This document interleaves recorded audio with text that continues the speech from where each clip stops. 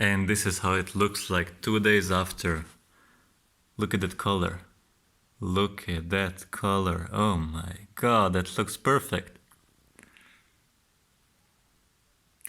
And now it's ready to eat.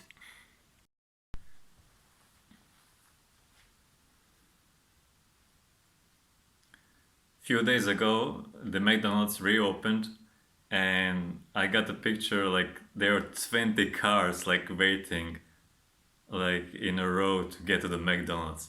And I was thinking like how sad, like these people are kind of addicted to the high concentrated sugar and the other acidic stuff, like that kick of the dopamine when they got this food inside of inside of their belly. And I was like, okay, like I'm not even wanting, not even having these thoughts because I'm doing another process. Basically, that food is there are good sides and bad sides in both things. We're gonna talk about fermentation, as you can maybe see already the title here, fermentation. This is a bit different process. It's not fast food like a McDonald's and other stuff that you find in every shop, but this is a slower process. But there is a value inside of it because when you eat this kind of food, it's different content, it's different nutrient inside, different nutrients, and you have to have the balance like 80-20, like 80 to be good stuff and 20 to be shit, some shits like a junk food and that kind of stuff. But let's go now for this 80%, which is fermentation. I have my own like little fermentarium, so to say, like over there in a corner where I just started I'm doing some stuff. Oats, I'm doing it for a while, but some other stuff I will start now. I already prepared everything, have jars and the shelves and so on. And I'll go through the other stuff to ferment other stuff, except the oats. But today we're gonna talk about like basic things. We're gonna rough it out like basic things, just some benefits of it, and you will see like in a quick steps how to prepare for yourself oats at home. And you don't need many stuff. I think you already have like all of it. You just don't know that. But okay, let's go through. So, why fermentation? The first thing I wrote here is basically didn't lose nutrients through thermal processing plus other processing. When the food is processed, it's many of the stuff are killed inside during the process, inside of the food itself.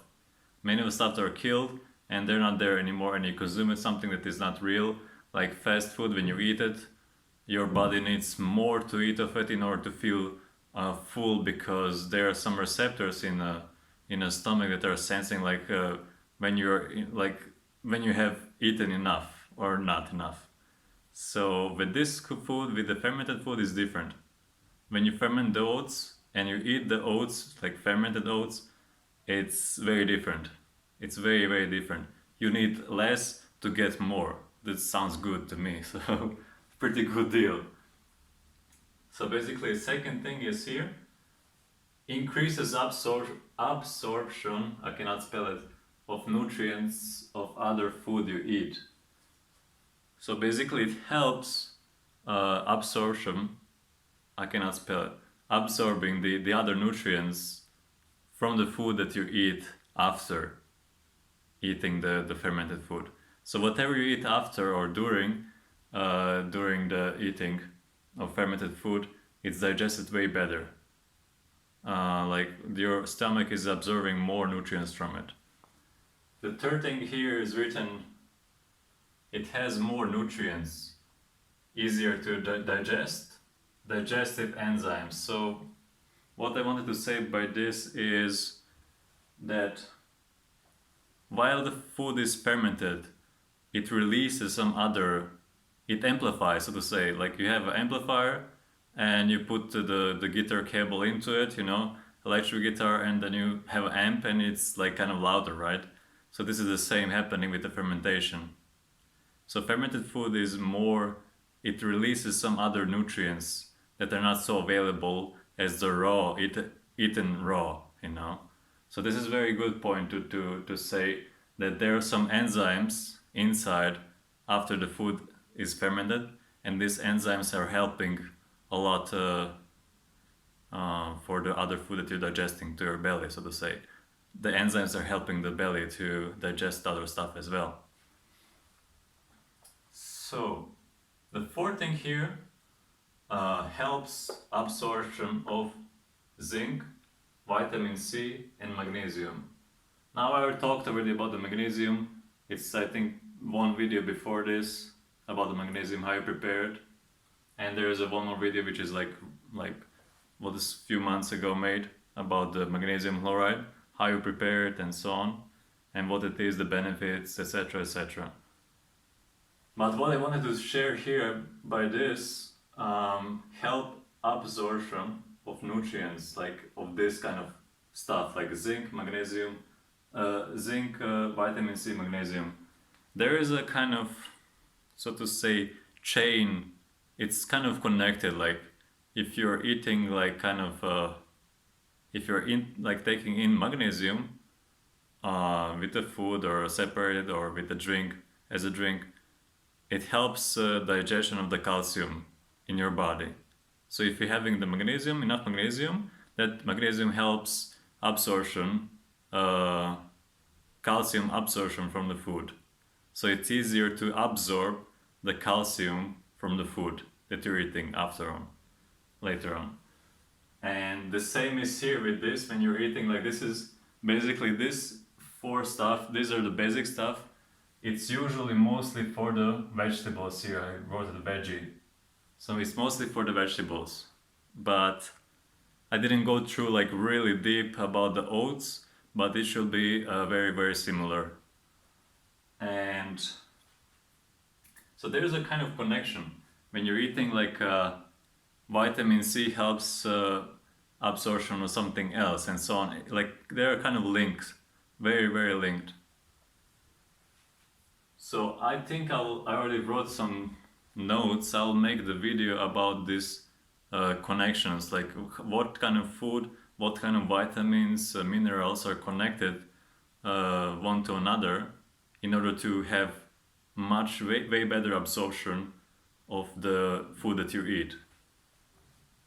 And here, like, this is going to be about the fermenting the oats, how to ferment oats. So these are a few things that you have to notice.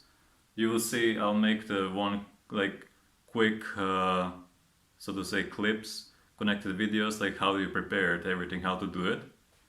But this part is how to ferment oats. So best temperature is, my temperature in the room here is a bit like, so to say, higher. It's 24 maybe, sometimes it's 25.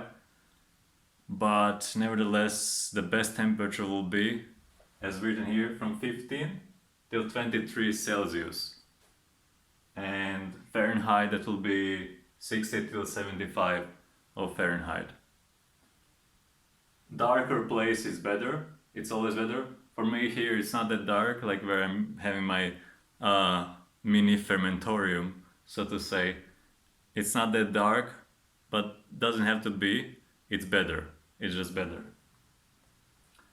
So to start small, third point, why to start small when you eat fermented stuff, in this case fermented oats, because your stomach needs to kind of get used to it, to this stuff, because it's not usual what you're getting through other food for the most of people. It's basically nothing good, nothing wrong. You can start eating more, but then you probably have the kind of gassy period, of the time during the day. So that's why it's recommended to start with the small amounts, eating the small amounts. And when it comes to buying the right oats, basically most of them are good. Always go for the bio stuff, for the raw stuff that are in bio shops. because there is a nutrition value, much bigger nutrition value in that kind of stuff in the bio stores, in the bio shops, than in the like whatever other shops that you're going into. But basically, one tip when it comes to buying the oats is to be washed, because they're washed and unwashed. When you look at the boat, like you see, unwashed here, washed here. Unwashed are like full of dust, kind of. You will see it's nothing bad, but still can contain some bacteria and so on that you might don't want to put in your stomach. You know, nothing wrong. I'm just saying it's better. I'm always buying the washed stuff, the washed oats, and it's written on the package. Usually, these ones are washed or something like that. Always go for the washed ones, because then you're saving time and saving, preventing yourself from the hygienic stuff and so on. And it's easier when you put it in a jar. You don't have to wash it like 2 or 3 times in order to get rid of this dusty stuff that are coming with the oats. So that will be it. It's already 10-11 minutes. I'm trying to always make the shorter videos, but it kind of doesn't work. Anyway, you'll see now the other clips, small videos that are showing the steps how we prepare it. Stay well and see you in another video. So to make this work, basically we'll need one empty jar. It doesn't have to be like sterilized, like hygienically, like run through something, some machines or something, and clean with alcohol. No, you don't need those stuff. Basically, just wash it up. One empty jar, standard like size, and this is where I store my oats. So after the package, I put them inside here. Just looks nicer, and I love glass. It's kind of better to store it inside. So basically what you do, you open up this jar. So I couldn't open the jar with the one hand because it was very good, very well closed. So okay, so now it's already open. So basically I'm gonna pour this one. Now I cannot do it because I'm holding the phone with the one hand. Basically I'll pour and you will see how much into the standard size jar. So now I poured the oats inside the jar. So this is, as I said, the standard size of the jar. It's nothing bigger, nothing smaller, the standard one. And this is basically how much you need. You see at the bottom, like this is let's say 1 or 2 fingers. So one thing to notice is like the ratio, like if you put more oats and there's then it's of course less water, less space for the water inside, then it will work faster. If you pour like less oats and more water, it will be just opposite. It will be slower. The process, the fermentation will be slower. And that's one thing to notice. If you put more oats and less water, it will work faster. If you put less of oats inside and more water, then it will work slower. And you have to notice that the temperature have to be like room temperature. The best is like from 18, 20, 21 degrees Celsius. What? It is totally different day when I don't do my morning routine. It's totally different day. I see the difference how my brain works and how I speak and everything.